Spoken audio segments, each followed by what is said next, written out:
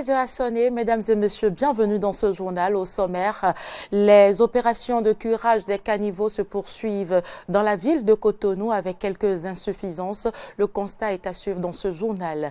Les restaurants universitaires seront fermés le 31 juillet prochain, une décision qui n'agrée pas les étudiants. Ces derniers ont une fois encore donné de la voix. Et puis le dirigeant du parti Nouvelle Démocratie, vainqueur des élections générales en Grèce, déclare lors d'un échange avec la presse internationale qu'il délivrera un programme axé sur l'économie.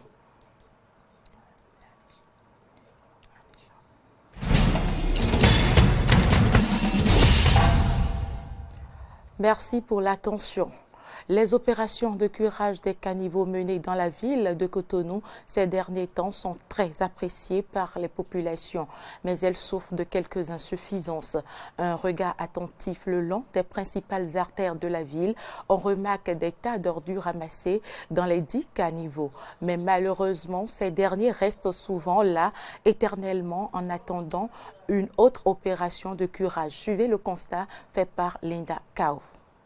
La saison pluvieuse est la période choisie par les autorités de la municipalité de Cotonou pour procéder au curage des caniveaux. Cette opération vise à vider le sable et autres déchets des caniveaux. Une initiative saluée par certains citoyens de la capitale économique du pays, Cotonou. Je vois que ce travail a été bien fait, puisque sans ce travail, quand le caniveau se remplisse avec des herbes comme ça, avec des sables, donc quand il va pleuvoir, l'eau ne peut pas bien circuler dans le caniveau. C'est un bon travail qu'ils sont en train de faire.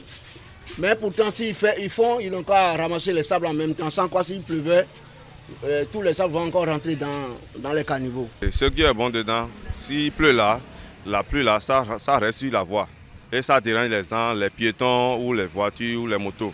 Donc comme ils ont fait pour dégager les caniveaux là, c'est très bon. Ce travail qui se fait au début des premières pluies constitue parfois une source d'insécurité routière, d'insalubrité aux abords de certains axes.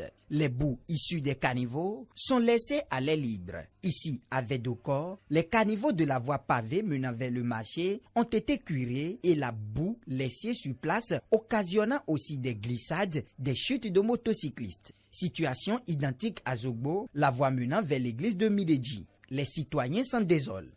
Il y a les déchets sur le caniveau, mais c'est pas bon, ça sent même. Ça va donner les maladies aux populations. On demande à notre président de voir ce qui se passe avec nous. Au moins s'il veut ramasser, au moins en même temps Ben serait prête et on ramasse en même temps, on met dedans. Sinon ça là, les enfants vont tomber malades. Même nous-mêmes, les mamans vont tomber malades parce que ça sent. S'ils ont curé, ils n'ont qu'à ramasser les sables en même temps. Vivement que les autorités écoutent le cri de cœur de ces populations pour qu'à l'issue de l'opération, les déchets soient ramassés dans les brefs délais pour la santé des citoyens et la sauvegarde de l'environnement. Depuis quelques jours, des voix des responsables étudiants ne cessent de s'élever contre les conditions de vie et de travail de leurs camarades. Ils protestent cette fois-ci contre la fermeture des restaurants universitaires prévue pour le 31 juillet prochain. Ils l'ont fait savoir ce 5 juillet 2019 devant les siens sur le campus d'Abomey-Calavi. On retrouve Aristide Setting pour le point.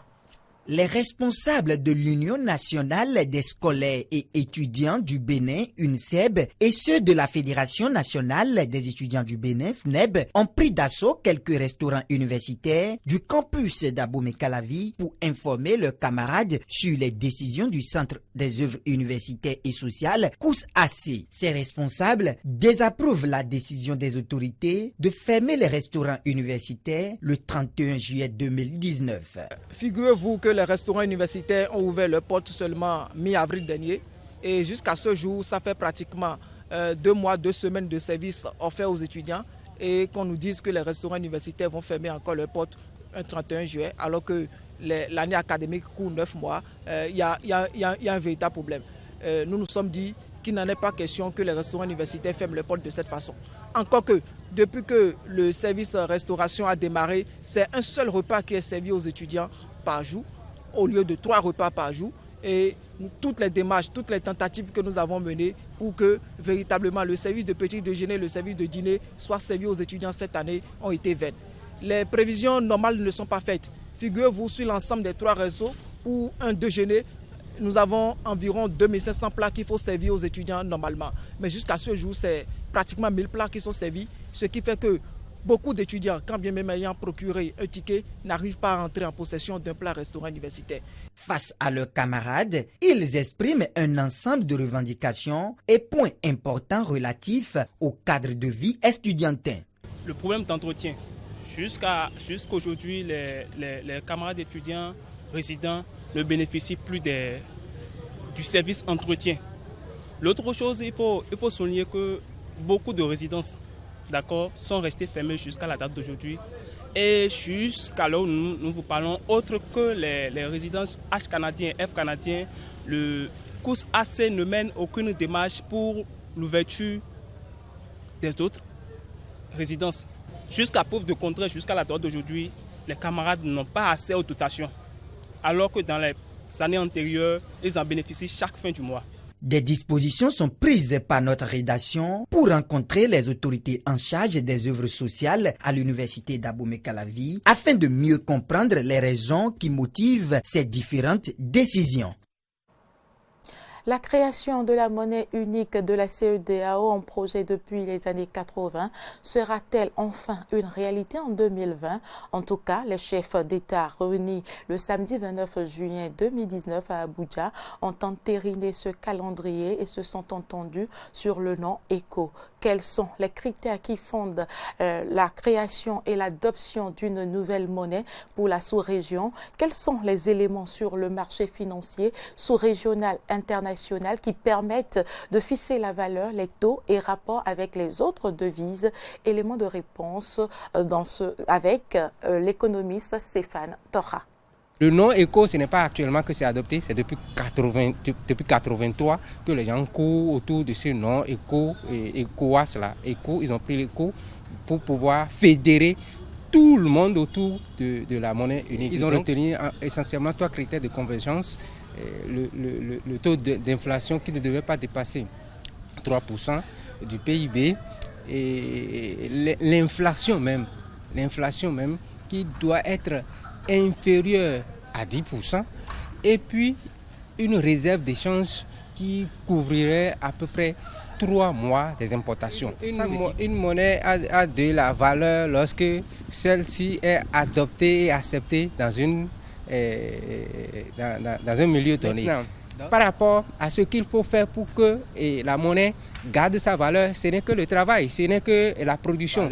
Maintenant, le critère d'échange, les autres critères pour la convertibilité, pour les échanges, ça dépend de la politique monétaire. Et cette politique monétaire est détenue actuellement par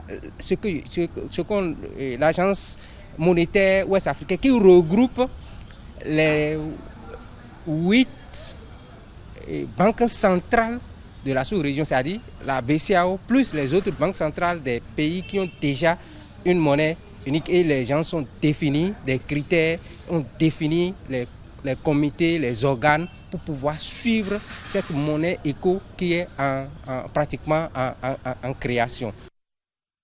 Une note religieuse dans cette édition, la communauté de l'église du christianisme céleste d'Adjagbo était en fête d'action de grâce ce dimanche 7 juillet 2019. Cette fête des moissons a été l'occasion pour les fidèles célestes de remercier le Seigneur pour ses œuvres au sein de l'église. C'est un reportage signé Espoir Oumambou.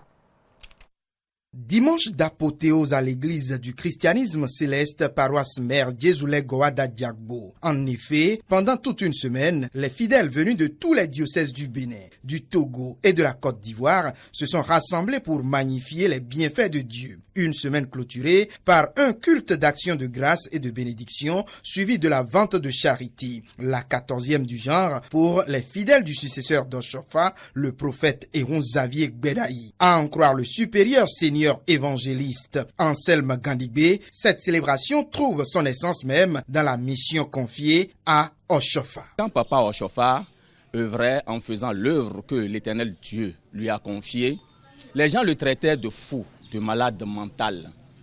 Donc, c'est en rassemblant les gens, en sauvant, en guérissant, en prêchant, en partageant la bonne nouvelle, et comme l'Église est répandue dans le monde entier, que faut-il faire pour remercier l'Éternel? C'est ça, en réalité, la fête des moissons au sein de l'Église chrétienne céleste, il a obligé de remercier l'Éternel, de partager ce qu'il a avec ses frères, ses enfants qu'il a invités partout dans le monde entier.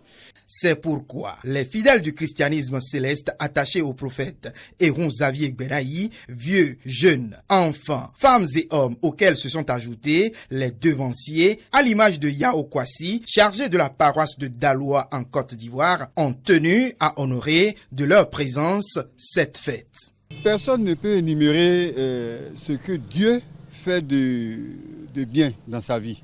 Mais pour le peu qu'on puisse savoir que Dieu nous donne la vie, il faut lui être reconnaissant en célébrant au moins la fête de moisson qui est un temps de donner et de recevoir. C'est en donnant au Seigneur que, c'est vrai, d'aucuns pensent que être béni, c'est avoir de l'argent. Non, mais c'est au moins être en vie et puis avoir tous les membres de sa famille hors des maladies et autres difficultés.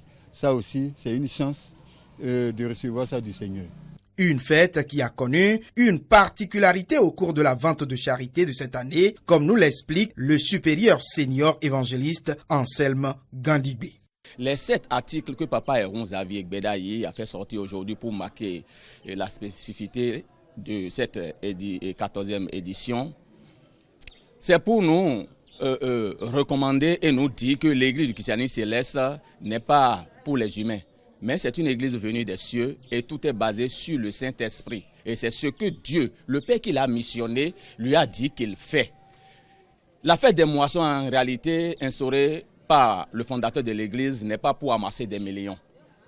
Non, en réalité, ces 7 objets qui sont là en train d'être discutés par les fidèles, ne regorgent que des bénédictions. Et celui qui a eu la chance d'avoir un ou deux dedans est rempli de bénédictions dans sa vie. À noter que les fidèles qui se sont procurés de ces articles ont la ferme conviction d'avoir arraché des sources particulières de bénédiction puisque l'homme de Dieu a passé 7 jours durant pour sanctifier les divers objets.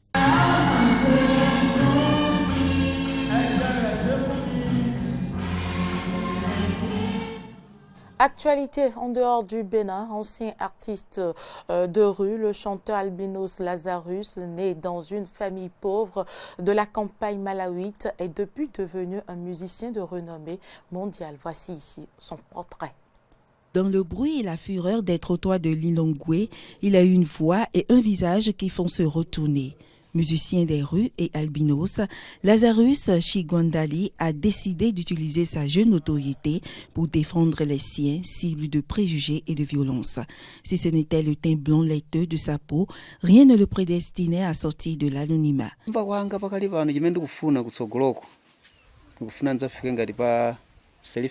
Mon souhait est d'atteindre le niveau de Salif Keita dans l'industrie de la musique ou d'être comme Lucky Dube. Très vite, ces mélodies attirent l'oreille. Plus rythmées, plus énergiques que les autres, un mélange de rock et de country qui le distingue de tous ses voisins de rue.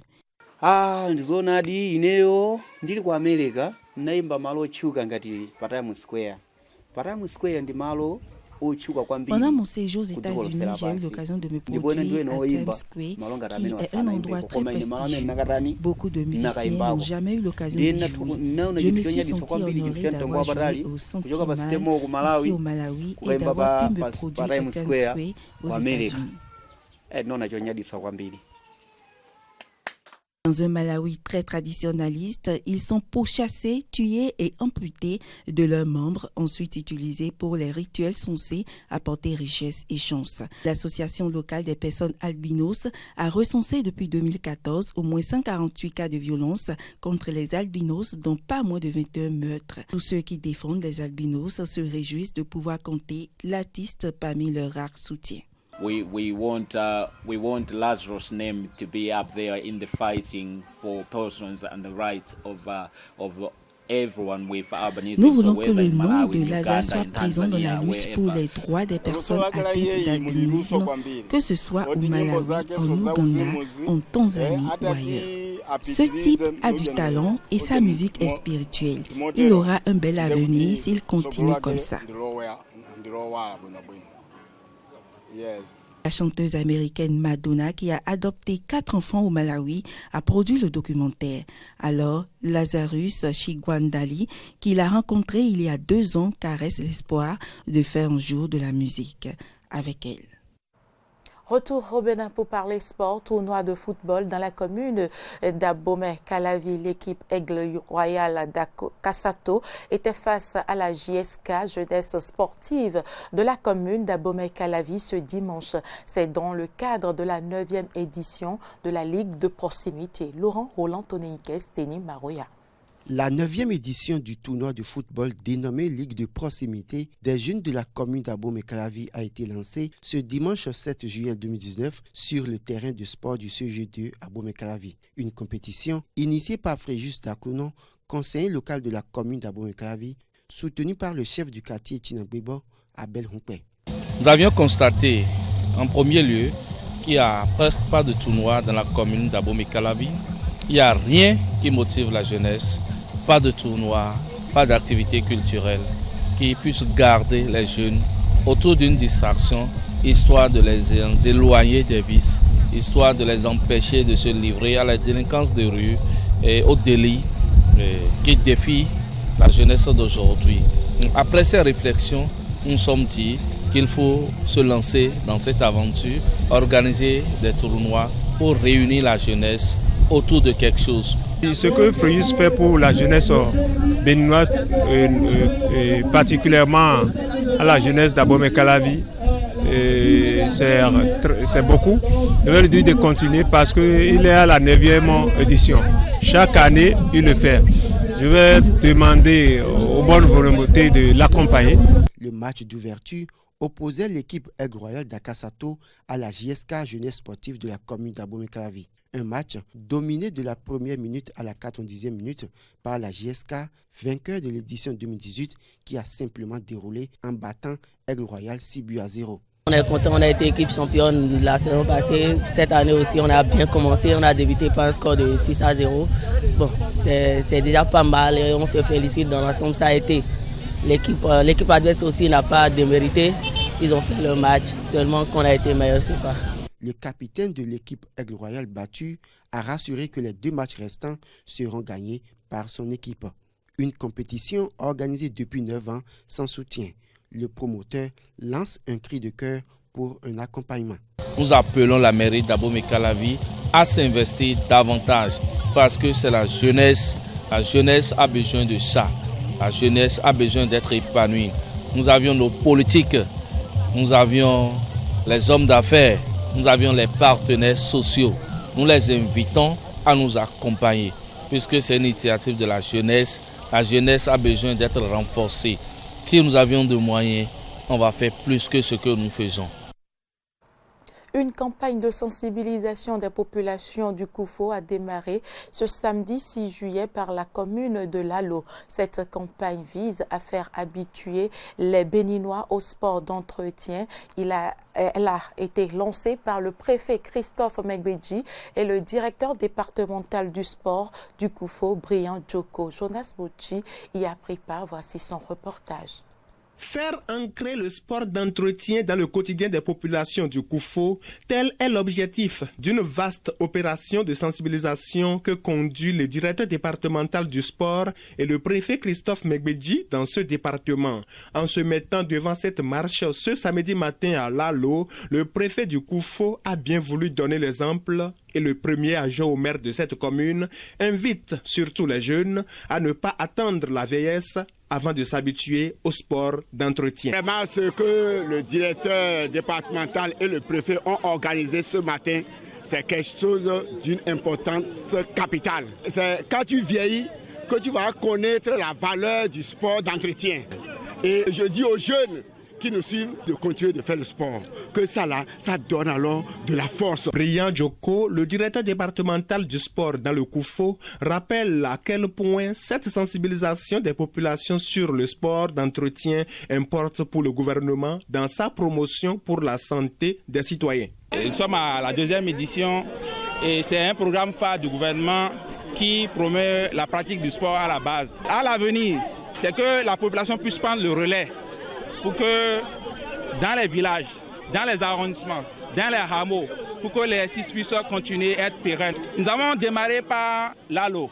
Dimanche, nous serons à Pleucamé et programmer les autres communes. Le développement du Bénin ne peut se faire qu'avec des Béninois en une parfaite santé. Et c'est pourquoi le gouvernement invite les populations à s'adonner au sport d'entretien qui pourra les mettre à l'abri des maladies non transmissibles, a fait savoir le préfet du Koufo. C'est pour nous mettre à l'abri des maladies non transmissibles. Et donc, il faut savoir qu'en embrassant les activités sportives, on s'éloigne donc de ces maladies-là. Et quand on n'est pas en bonne santé, on va construire le Bénin. Il faut être en bonne santé d'abord. C'est pour cela que nous sommes sur le terrain.